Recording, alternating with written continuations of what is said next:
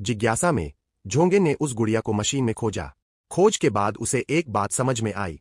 उस गुड़िया के शरीर के अंदर एक पूरी की पूरी दूसरी गुड़िया थी।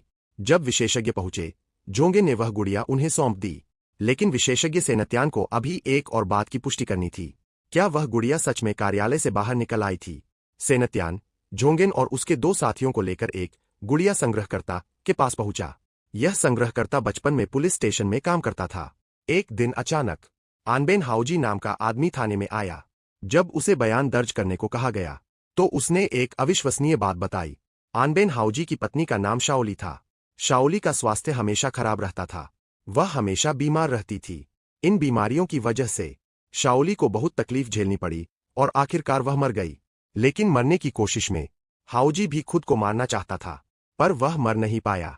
अपने मरने को साबित करने के लिए उसने अपनी पत्नी के शरीर को एक गुड़िया में बदल दिया और उसी गुड़िया के साथ रहने लगा।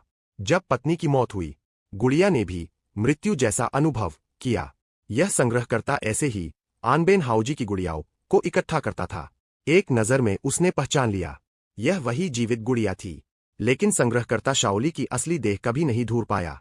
और सबसे अजीब था, गुड़िया का मुंह बिल्कुल शाओली जैसा उग आया था। संग्रहकर्ता ने चेतावनी दी, वह पत्नी जरूर वापस आएगी। शिनसेन द्वीप पर सेनत्यान अकेले जाना चाहता था, लेकिन यह मामला झोंगेन से जुड़ा था, इसलिए वे तीनों साथ गए। वे रात में शिनसेन द्वीप पहुंचे।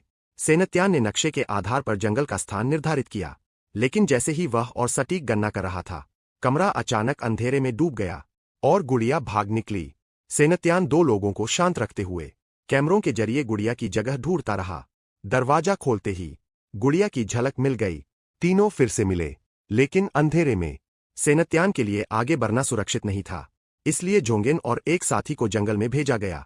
वे जंगल में पहुंचे, जहां हाउजी की पत्नी की सफेद चिन्हों वाली जगह थी।